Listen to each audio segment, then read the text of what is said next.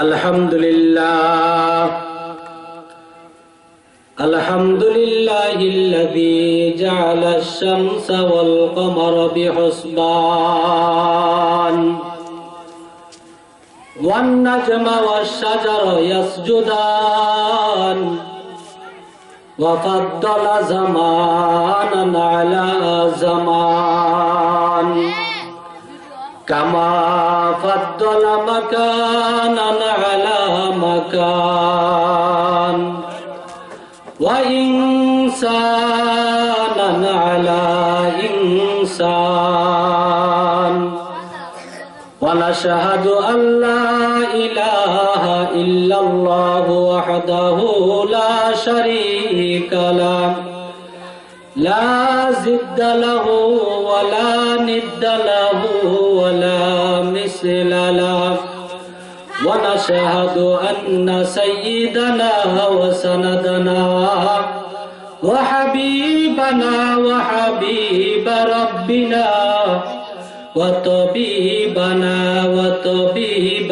قلوبنا ومولانا محمدا عبده ورسوله صلى الله تعالى عليه وعلى آله وأصحابه وبارك وسلم تسليما كثيرا كثيرا الذي أرسله الله تعالى بالحق بشيرا ونذيرا وداعيا إلى الله بإذنه وسراجا منيرا أما بعد فأعوذ بالله من الشيطان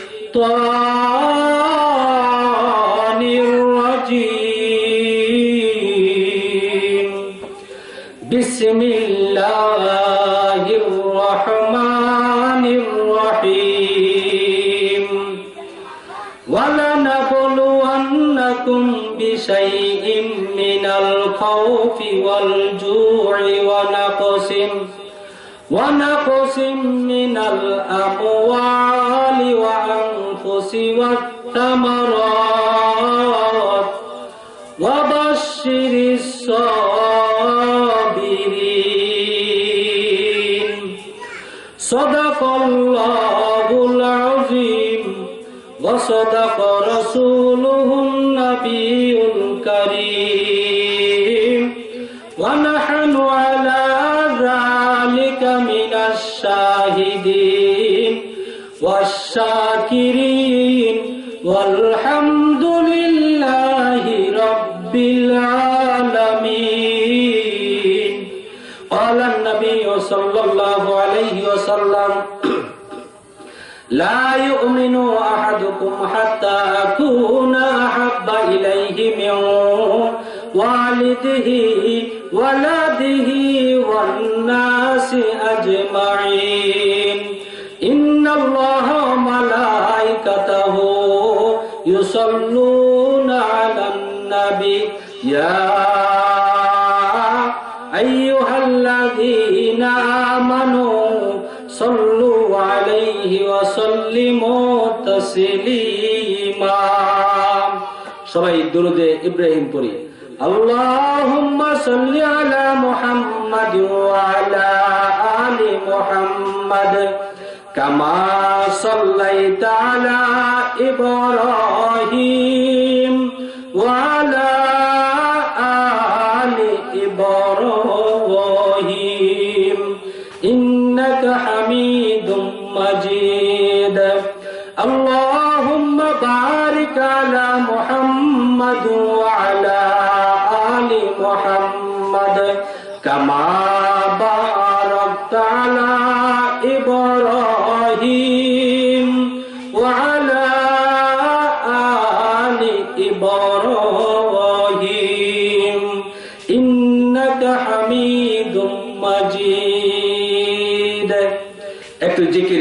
লা ইলাহা ইল্লাল্লাহ লা ইলাহা ইল্লাল্লাহ লা ইলাহা ইল্লাল্লাহ লা ইলাহা ইল্লাল্লাহ লা ইলাহা ইল্লাল্লাহ লা ইলাহা ইল্লাল্লাহ লা ইলাহা ইল্লাল্লাহ লা ইলাহা ইল্লাল্লাহ লা ইলাহা ইল্লাল্লাহ লা ইলাহা ইল্লাল্লাহ লা ইলাহা ইল্লাল্লাহ লা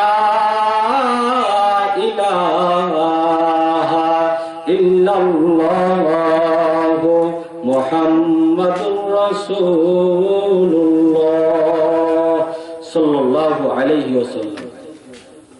বালুচর মধ্যপাড়া বাইতুল করিম জামে মসজিদের উন্নতি কল্পে এক বিশাল ইসলামী মহাসম্মেলনের আয়োজন করা হয়েছে।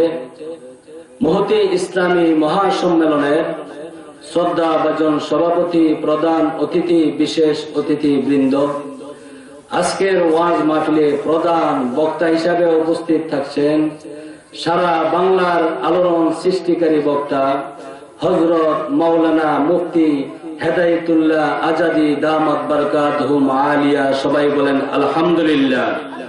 ভাইয়েরা আমার, এই কোরআন এবং হাদিসের মজলিসে যারা উপস্থিত হবেন তাদের পিছনে 70,000 রহমতের ফেরেশতারা উপস্থিত হয় এবং ওই ফেরেশতারা আপনার আমার জন্য মাগফিরাতের দোয়া করতে থাকেন। আর যারা বাড়ি থেকে রওনা দিয়েছেন তাদের পিছনে পিছনে 70,000 রহমতের ফেরেশতারা পিছনে পিছনে আসতে থাকে আর মাগফিরাতের দোয়া করতে থাকে। সবাই বলেন আলহামদুলিল্লাহ। ভাইয়েরা আমার, এই মজলিসে বসতে পেরে আপনারা খুশি না বেজার? ও বন্ধু, সময়ের কিন্তু অনেক মূল্য। যারা এই মাহফিলে বসেছেন তারা কিন্তু লাভবান। কেমন? আপনি যদি একবার সুবহানাল্লাহ বলেন, আল্লাহর নবী আরবি সাল্লাল্লাহু আলাইহি ওয়াসাল্লাম বলেছেন উহুদ পাহাড় পরিমাণ নেক হয়ে যায়। বলেন সুবহানাল্লাহ। ভাইয়েরা আমার, আল্লাহর নবীর কাছে সাহাবারা জিজ্ঞাসা করলো, নবী গো, একটা নেকের কতটুকু দাম? আল্লাহর নবী সাহাবাদেরকে বলল, আরব কান্ট্রিতে যে উহুদ পাহাড়টা আছে 2 মাইল লম্বা, 2 মাইল ফাঁস, 2 মাইল উঁচু, এত বড় একটা উহুদ পাহাড়, ওই পাহাড়ের পাথরগুলো যদি স্বর্ণ হয়ে যায়, ওই পাথরগুলো যদি স্বর্ণ হয়ে যায়, ওই পাহাড়ের যত মূল্য হবে, একটা নেক আল্লাহর দরবারে তার চেয়েও বেশি গুণ আল্লাহর কাছে প্রিয়। বলেন সুবহানাল্লাহ। এই জন্য এই দ্বীনি মাহফিল, কোরআন হাদিসের মাহফিলে আসা দরকার আসেনি? যারা নাকি এখনো বাড়িতে বসে আছেন, আপনারা মনে মনে ভাবতেছেন যে প্রধান বক্তা আসলে বাড়ি থেকে রওনা দিব। ও বন্ধু, বাড়িতে বসে থাকলে আপনার গুনাহ হইতে পারে। এই মাহফিলে এসে যদি বসে যান, আপনার কিন্তু কোনো গুনাহ হবে না, আপনার শুধু নেক আর নেক হবে। ঠিক না ঠিক? এই জন্য কোনো ভাই বাড়িতে বসে না থেকে, অযথা দাঁড়িয়ে না থেকে, রাস্তাঘাটে দাঁড়িয়ে না থেকে এই কোরআন এবং হাদিসের মাহফিলে চলে আসেন, জান্নাতের বাগানে চলে আসেন। ও বন্ধু, জান্নাতের বাগানে বসে থাকলো সময়ের একটা দাম আছে, ঠিক কিনা? সময়ের দাম আছে রে বন্ধু, সময়ের দাম আছে। সময়ের দাম নাই। ওই সময়টা যদি দোকানপাটে অযথা বসে থাকেন, সময়ের দাম নাই। যদি সময়টা গান বাজনার মাঝে দেওয়া হয়, ওই সময়ের কোনো দাম নাই রে, সময়ের দাম নাই। সময়টা যদি দুনিয়ার কোন নেতা নেত্রীর পিছনে দেওয়া হয়, সময়ের কোনো দাম নাই। সময়ের দাম নাই যদি শয়তানের কাজে যদি লাগানো হয়, ওই সময়ের দাম নাই। সময়ের দাম নাই। সময়টা যদি তুমি নেশার আড্ডায় কাটিয়ে দাও, জুয়ার আড্ডায় কাটিয়ে দাও, টিভি বেসিয়ার লাগায়া বাড়িতে বসে বসে সময় দাও, ওই সময়ের দাম নাই। আল্লাহর দরবারে সময়ের দাম আছে। ওই সময়ের দাম যেই সময়টায় তুমি কোরআন পড়বে, তুমি হাদিস পড়বে, তুমি মাওলা পাকের জিকির করবে, তুমি কোরআন এবং হাদিসের মাহফিলে বসে যাবে, ওই সময়টা এত দাম। ওই সময়ের বিনিময়ে আল্লাহ রাব্বুল আলামিন কাল কঠিন হাসরের মাঠে আপনাকে আরশের নিচে ছায়া দিতে পারে, ঠিক কিনা? এই জন্য বন্ধুরা, অযথা সময় নষ্ট না করে এই দ্বীনি মাহফিলে চলে আসেন। ও বন্ধু, কোরআন এবং হাদিসের আলোচনা শুনে যদি একটি কথা আমল করতে পারেন, এমনও হইতে পারে আপনার জীবনের মোড় ঘুরে গিয়ে আপনি আল্লাহর ওলি হয়ে কবরে যাইতে পারেন, ঠিক না বেঠিক? ভাইরা আমার, বন্ধুরা আমার, কালামে পাক থেকে আমি একটি আয়াত আপনাদের সামনে পড়েছি। আল্লাহ রাব্বুল আলামিন কালামে পাকে ঘোষণা দিয়েছেন, ওয়ালানাবলুওয়ান্নাকুম বিশাইইম মিনাল খাউফি ওয়াল জু'i ওয়া নাকসিম মিনাল আমওয়ালি ওয়া আনফুসি ওয়াত তামারাত ওয়া বাশশিরিস সাবিরিন। আল্লাহ রাব্বুল আলামিন কালামে পাকে বলেছেন, ও বান্দারা রে, তোমাদেরকে আমি পরীক্ষা করব কিছু বয়ের মাধ্যমে। ও বান্দা, তোমাদেরকে পরীক্ষা করব উপবাস দিয়া। ও বান্দা, তোমাদেরকে আমি পরীক্ষা করব প্রাণ নাশের দ্বারা। ও বান্দা, তোমাদেরকে আমি পরীক্ষা করব শস্য ফসল আদি ক্ষতিগ্রস্তের দ্বারা। ওই সময় যদি তোমরা ধৈর্য ধারণ করতে পারো, আমাকে ভুলে না যাও, বিপদে আপদে যদি মসজিদে গিয়ে আমাকে সেজদা দাও, সন্তান মারা গেছে তুমি আল্লাহকে ভুলো নাই, ফসল আদি নষ্ট হয়ে গেছে তুমি মাওলাকে ভুলো নাই, উপবাস রয়েছ, অভাব অভাব, এত অভাবের মাঝে তুমি নামাজ পড়েছ, জিকির ছাড়ো নাই, কোরআন তেলাওয়াত ছাড়ো নাই। তুমি যদি ধৈর্য ধারণ করতে পারো রে, আল্লাহ রাব্বুল আলামিন তোমার প্রতি সন্তুষ্ট হয়ে যাবে, ঠিক না বেঠিক? ভাইরা আমার, আমাদের সংসারে অভাব অনটন থাকলে আমরা ঘাবড়ায়া যাই, আল্লাহর না শুকরিয়া করি, অকৃতজ্ঞতা করি রে বন্ধু। আল্লাহ রাব্বুল আলামিন বলেছেন, অবশ্যই অবশ্যই মুমিন বান্দাদের পরীক্ষা নিবে কিছু বয়ের দ্বারা, উপবাসের দ্বারা, ব্যবসা বাণিজ্য ক্ষতির দ্বারা। ও বন্ধু, ফসল আদি ক্ষতির দ্বারা আপনাকে আমাকে পরীক্ষা নিবে, সময়েরও পরীক্ষা নিবে। ওই পরীক্ষায় আমাদেরকে পাস করতে হবে, ঠিক কিনা? যখন আপনাকে অভাব দিবে, আল্লাহ নিজে তাকায়া তাকায়া দিবে। যেই বান্দাটাকে পছন্দ হবে, ওই বান্দাটাকে আল্লাহ ক্ষতিগ্রস্ত করবে, ওই বান্দাটাকে অসুখ বিসুখ দিবে, ওই বান্দাটাকে মহান আল্লাহ সংসারের মাঝে অভাব অনটন বিশৃঙ্খলা লাগাইবে। ওই অবস্থায় যদি তুমি মাওলার প্রতি সন্তুষ্ট থাকিয়া আল্লাহর ইবাদত করতে পারো, অভাব অনটনের মাঝে মাঝে যদি ধৈর্য ধৈর্য ধারণ করিয়া পর্দার ভিতরে থাকতে পারো, স্বামীর উপরে সন্তুষ্ট থাকতে পারো, আল্লাহর উপরে সন্তুষ্ট থাকতে পারো, তোমার আমার প্রতি মহান আল্লাহ খুশি হয়ে যাবে। ভাইরা আমার, শুধু আপনাদেরকে না, আল্লাহ রব্বুল আলামিন আল্লাহর পয়গম্বরদেরকে পরীক্ষা নিয়েছে, ঠিক না বেঠিক? নবী বলে ছাড় দেয় নাই। আপনি মনে করেছেন পয়গম্বরদের পরীক্ষা হয় নাই? না বন্ধু, না। আল্লাহর নবী পয়গম্বরদের পরীক্ষা নিয়েছেন।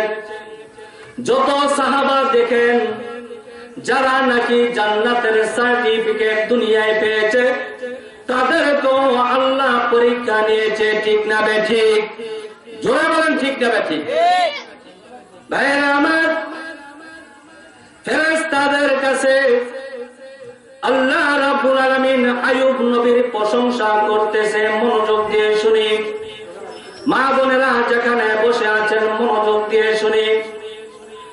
আল্লাহ রাব্বুল আলামিন ফেরেশতাদের সাথে আইয়ুব নবীর কথা বলতেছে। ফেরেশতারা রে, আমার আইয়ুব নবী রাজ সিংহাসনে বসে আমাকে বলে না, এত ধন সম্পদ, ছেলে মেয়ে, স্ত্রীদের আনন্দের মাঝে আমাকে আইয়ুব নবী বলে না, আমার ইবাদত করে, আমাকে সিজদা দেয়, আমাকে ডাকে, আমাকে ভুলে যায় নাই রে।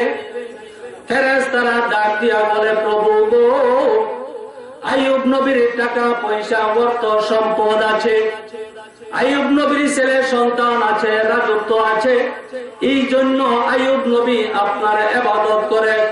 আইয়ুব নবী যদি অসুস্থ হয়ে যেত, অভাব অনটনের মাঝে পড়ে যেত, ক্ষমতায় যদি না থাকতো, আইয়ুব নবী আপনার ইবাদত করত না। আল্লাহ রাব্বুল আলামিন ফেরেশতাদেরকে বলতেছে, ফেরেশতারে, আমার আইয়ুব নবী আমাকে বলে যাবে না, অভাব অনটনে বিমারে আমাকে ভুলে যাবে না, আমার ইবাদত করবে। তখন আল্লাহ রাব্বুল আলামিন আইয়ুব নবীকে পরীক্ষা দিল। পরীক্ষা, গভীর মনোযোগ দিয়ে শুনেন। আল্লাহর নবীকেও আল্লাহ পরীক্ষা করতেছেন, আপনাকে আমাকেও পরীক্ষা করবে। পরীক্ষায় যদি পাস করতে পারেন রে বন্ধু, এই দুনিয়ার সমান 10টা দুনিয়ার সমান একটা জান্নাত দিবে। বলেন সুবহানাল্লাহ। পরীক্ষায় পাস করতে হবে। পরীক্ষা আল্লাহ বলেছেন অবশ্যই অবশ্যই মুমিন বান্দাদের পরীক্ষা করবে। আইয়ুব নবীর পরীক্ষা শুরু হলো। আইয়ুব নবী রাজপ্রাসাদে বসে আছে, ওইদিকে ঝড় এসে, তুফান এসে 5000 উট একসাথে মৃত্যু বরণ করেছে, মারা গিয়েছে। আইয়ুব নবীর সেনারা আসিয়া আইয়ুব নবীকে ডাক দিয়া বলে, বাদশা গো, দুঃসংবাদ, আজকে জ্বর এসে 5000 উট একসাথে মারা গিয়েছে। এই সংবাদ শোনার পরে আইয়ুব নবী আল্লাহর দরবারে শুকরিয়া করল। ও সেনা সৈন্য, তোমরা কেন কাঁদতেছ? তোমরা কোন ভয় পাইতেছ? আল্লাহ রাব্বুল আলামিন আমাকে সম্পদ দিয়েছে, ওই সম্পদ আল্লাহ নিয়ে গেছে। আল্লাহর কাছে আমি এইভাবে সন্তুষ্ট আছি, আল্লাহর প্রতি আমি অসন্তুষ্ট নাই রে। পরদিন আবার ঝড় তুফান এসে 70,000 বেড়া বরকি গরু গোড়া যা ছিল 70,000 একসাথে মারা গিয়েছে। সেনা সৈন্য যারা দায়িত্বশীল ছিল তারা দৌড়াইয়া আসিয়া আইয়ুব নবীর কাছে বলতেছে, ও নবী, ও বাদশা, আজকে ঝড় এসে 70,000 পশু পাখি মারা গিয়েছে। আইয়ুব নবী কোনো টেনশন করে না। আইয়ুব নবী আল্লাহর ইবাদত করে সেনা সৈন্যদেরকে বলে দিল, তোমরা কোনো টেনশন করিও না, মহান আল্লাহ আমাকে সম্পদ দিয়েছে, আমার উপরে দায়িত্ব দিয়েছিল, আজকে আমার দায়িত্ব কমে গিয়েছে, এখন আমি আল্লাহর বেশি বেশি ইবাদত করতে পারবো। বলেন সুবহানাল্লাহ। ভাইয়েরা আমার, পরদিন কি পরীক্ষা দেখেন, ধৈর্যের তো একটা সীমা আছে। আমরা তো ধৈর্য হারা হইয়া আল্লাহর প্রতি নাখোশ হয়ে যায়, ঠিক কিনা? ধান যখন কাটা পড়বে, ধান যখন রোদ্রে দিবে, বৃষ্টি আসলে আমাদের মা বোনেরা আল্লাহকে গালি দেয়, আজকে আমরা ধান রোদ দিছি, আজকে আমাদের ধান কাটা লাগছে, আজকে আল্লাহ বৃষ্টি দিয়েছে, আল্লাহ শুধু আমাদেরকে দেখে, বলে কি বলে না? বলা যাবে না। শুকরিয়া আদায় করেন, মহান আল্লাহ আপনার উপরে সন্তুষ্ট হয়ে যাবে, তার চেয়েও বেশি আল্লাহ আপনাকে দান করবে, ঠিক না বেটি? ভাইয়েরা আমার,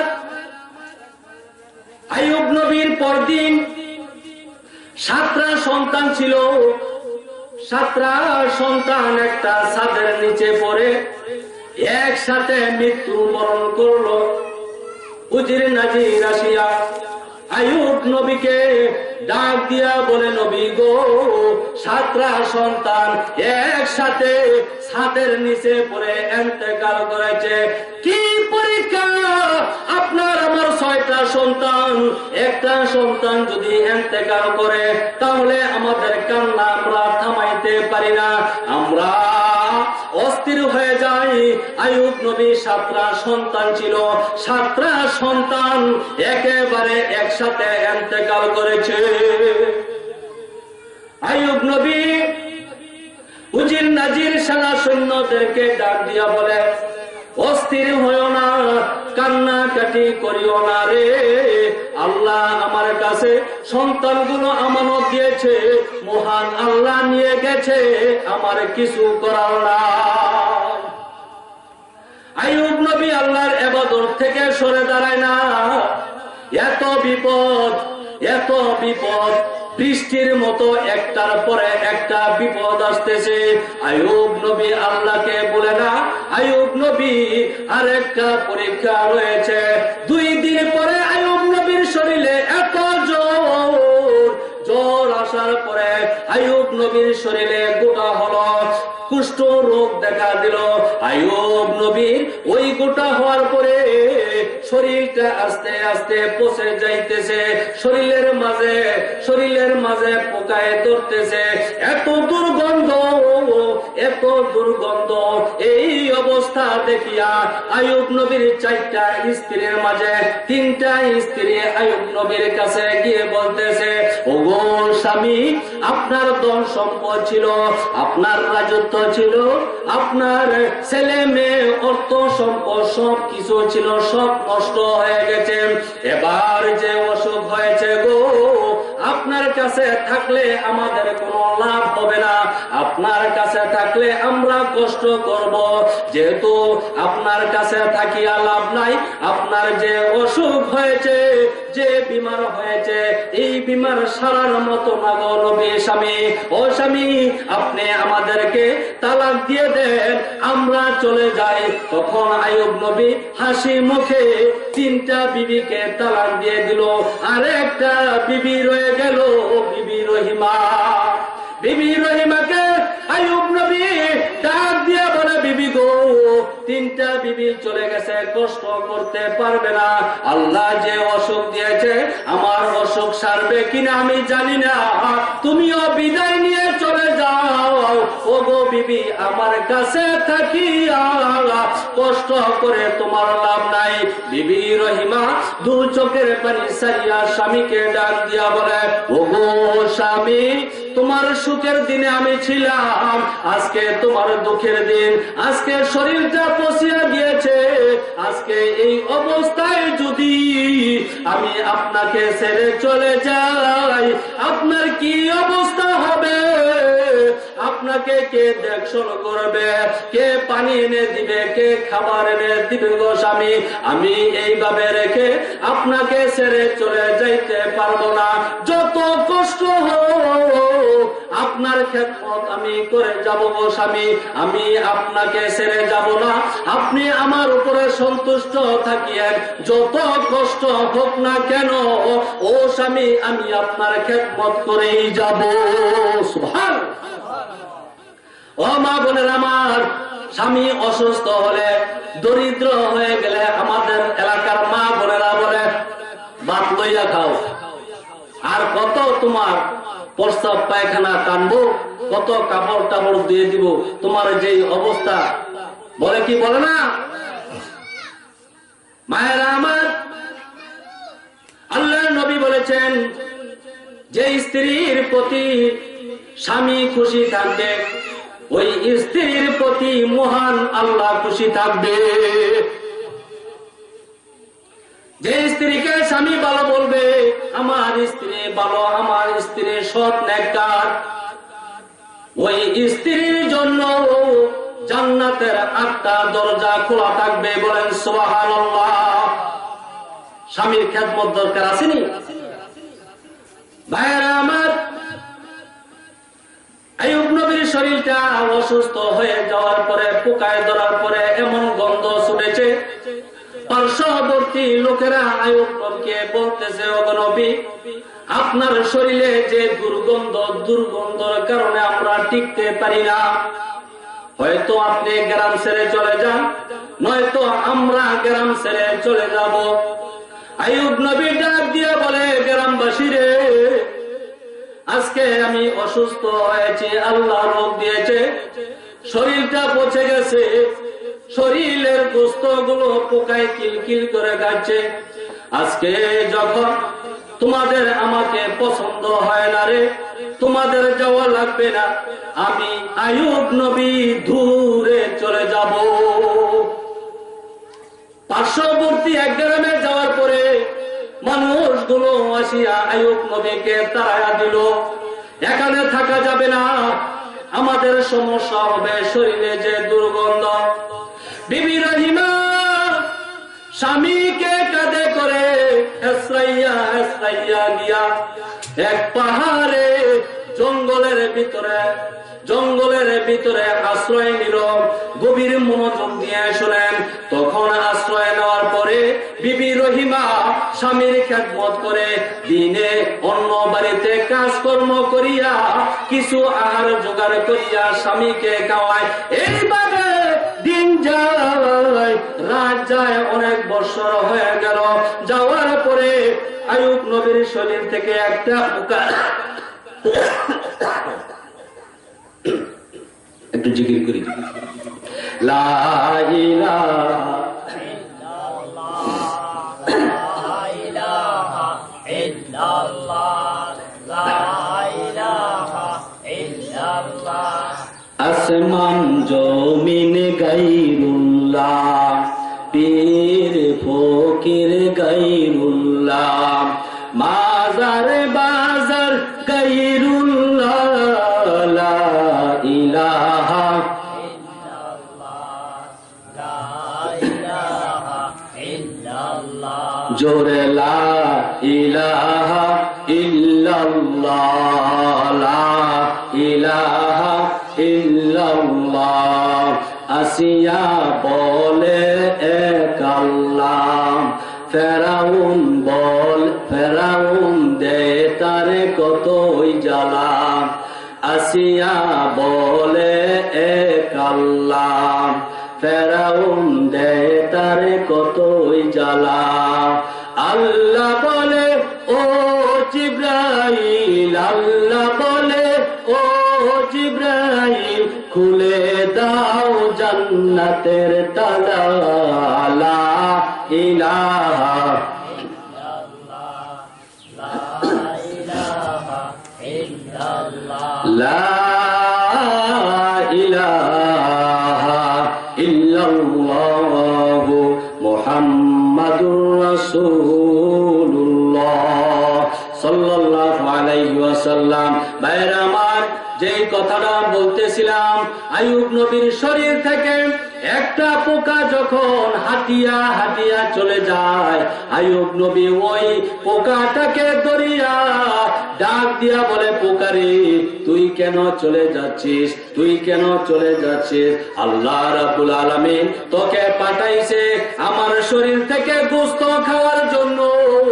এই অবস্থায় আমি মাওলার দরবারে সন্তুষ্ট আছি রে পোকা, তোকে পাঠাইছে তুই আমার শরীর থেকে গোশত খা। আল্লাহ রাব্বুল আলামিন আমাকে যে অবস্থায় রেখেছে ওই অবস্থায় আমি আল্লাহর উপরে সন্তুষ্ট। বলেন সুবহানাল্লাহ। ভাইরা আমার, আইয়ুব নবীর জবান থেকে যখন এই এলান আসলো, আল্লাহ রাব্বুল আলামিন ফেরেশতাদেরকে ডাক দিয়ে বলে, ফেরেশতারা রে, তোরা না বলেছিলি আমার আইয়ুব নবী রাজত্ব না থাকলে ইবাদত করবে না, আমার আইয়ুব নবী অভাব অনটনে আমার ইবাদত করবে না, আমার আইয়ুব নবী শরীরে অসুস্থতা থাকলে ইবাদত করবে না, আমার আইয়ুব নবীর সম্পদ চলে গেল, আমার আইয়ুব নবী বিবি না ছেড়ে চলে গেল, আমার আইয়ুব নবীর সন্তানগুলো চলে গেল, আমার আইয়ুব নবীর শরীরটা পচিয়া পোকায় ধরেছে। এত কষ্টের ভিতরে আমার আইয়ুব নবী আমাকে বলে নাই, ও ফেরেশতারে তোরা সাক্ষী থাক, আমি আমার আইয়ুব নবীর প্রতি রাজি এবং খুশি হয়ে গেলাম। বলেন সুবহানাল্লাহ। জিবরাইল আলাইহিস সালাতু ওয়াস সালামকে পাঠাইলো।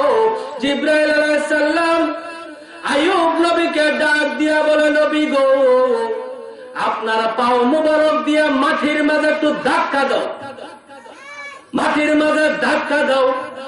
সাথে সাথে ওই মাটির নিচ থেকে পানি আসবে, ওই পানির মাঝে গোসল করলে আপনি সুস্থ হয়ে যাবেন। সাথে সাথে আইয়ুব নবী মাটির মাঝে পাও দিয়া ধাক্কা দিল, সাথে সাথে পানি উঠলো। ওই পানির মাঝে যখন আইয়ুব নবী গোসল করলো রে, আইয়ুব নবীর সমস্ত শরীরের পোকা চলে গেল। আইয়ুব নবী ঠিক আগের চেয়েও সুন্দর হয়ে গেল। বলেন সুবহানাল্লাহ।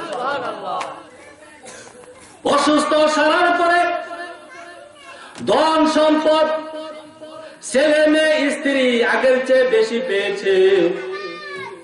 আইয়ুব নবী ঘুমিয়ে আছে রে, হঠাৎ করে ভোর রাত্রে এমন এক চিৎকার আইয়ুব নবী দিল, মানুষ, আশেপাশের মানুষ চিৎকারের কারণে জমা হয়ে গেল। গো নবী, কি হয়েছে? কেন আপনি চিৎকার দিলেন? কি হয়েছে আপনার? আইয়ুব নবী ডাক দিয়া বলে, আমার কিছু হয় নাই রে এলাকাবাসী, আমার কিছু হয় নাই।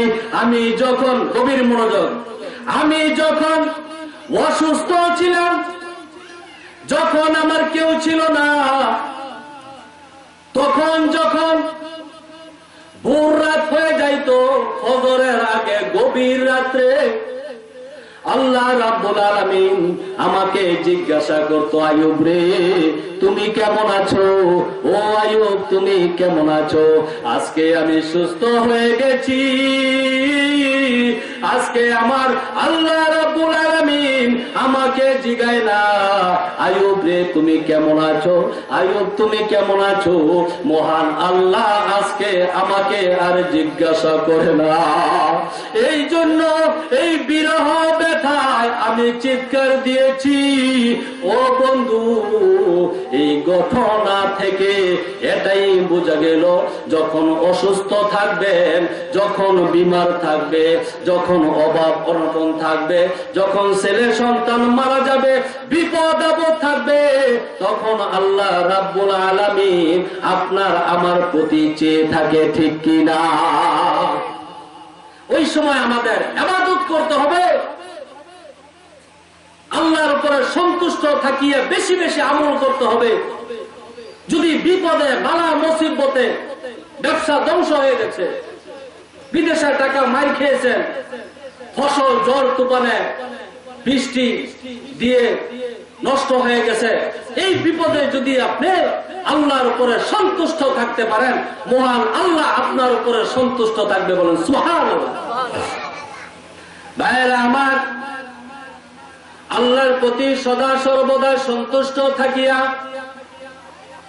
দুনিয়ার কাজ কম করিয়া মসজিদে যখন আল্লাহু আকবার বলে আযান দিবে, আমরা সবাই দুনিয়াদারি রেখে আল্লাহকে সিজদা দেওয়ার জন্য মসজিদে আসবো, ঠিক কিনা? আমি একটি হাদিস পড়েছি, আল্লাহর নবী সাল্লাল্লাহু আলাইহি ওয়াসাল্লাম বলেছেন, লা ইউমিনু আহাদুকুম হাত্তা আকুনা আহাব্বা ইলাইহি মিন ওয়ালিদিহি ওয়ালাদিহি ওয়ান নাসি আজমাইন। আল্লাহর নবী বলেন, ও উম্মতেরা, তোমরা ততক্ষণ পর্যন্ত মুমিন হতে পারবা না রে যতক্ষণ পর্যন্ত তোমাদের ব্যবসা বাণিজ্য, ছেলে মেয়ে, বাপ মা, আত্মীয় স্বজন, টাকা পয়সা, বাড়ি গাড়ি, তোমাদের পীর নেতা নেত্রী সব চাইতে যদি তোমরা আমাকে বেশি মহাব্বত না করতে পারো, ততক্ষণ পর্যন্ত তোমরা পরিপূর্ণ মুসলমান হতে পারবা না। এখন অনেক যুবক আছে, স্ত্রীরা যদি দাড়ি পছন্দ না করে, সে ক্রিম শেভ দিয়ে দাড়ির মাঝে ফুল লাগায়, আছে না নাই? এলাকার নেতা নেত্রী, বন্ধু বান্ধব পছন্দ করবে না লম্বা জামা, মাথায় টুপি, সুন্নতি লেবাস পছন্দ করে না, এই জন্য সে ছাপ প্যান্ট পরে নবীর সুন্নত তরিকা মতো সে আমল করতে চায় না, আছে না নাই? ও বন্ধু, যেই নবী কাল হাসরের মাঠে উম্মতি উম্মতি বলে কাঁদবে, আপনাকে আমাকে সুপারিশ করার জন্য আল্লাহর দরবারে কান্নাকাটি করবে রে, ওই নবী যদি সুপারিশ না করে, আপনার আমার পক্ষে জান্নাতে যাওয়া সম্ভব না। ওই নবীকে কেমনে কান্দাও, ওই নবীর সুন্নতের মাঝে কেমনে খুর লাগাও রে। নবীর সুন্নতের মাঝে খুর লাগাইলে আল্লাহর নবী বলেন, আমার কলিজাটার মাঝে খুর লাগাইল। উম্মত বলে, কেমনে দাবি করবা? কঠিন হাসরের মাঠে উম্মত বলে, কেমনে পরিচয় দিবারে ভাই? হায়াতের জিন্দেগিতে তুমি তো বন্ধু বান্ধবের মন রক্ষা করেছ, এই জীবনে তুমি তো নেতা নেত্রীর মন রক্ষা করেছ, এই জীবনে তুমি তো তোমার স্ত্রী, আত্মীয় স্বজনের মন রক্ষা করতে গিয়া নবীর মন রক্ষা করতে পারো না, আসলে না? ও বন্ধু, যারা নাকি নবীর সুন্নত মতো চলতে পারলো না, কাল হাসরের মাঠে আল্লাহর নবী কিন্তু তাদেরকে উম্মত বলে স্বীকার করবে না।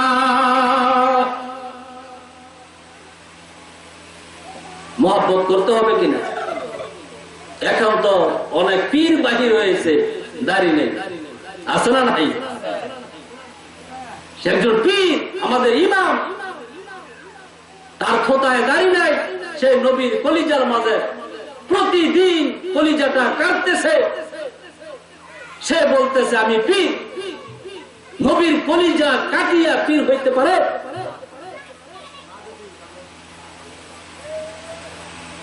এমন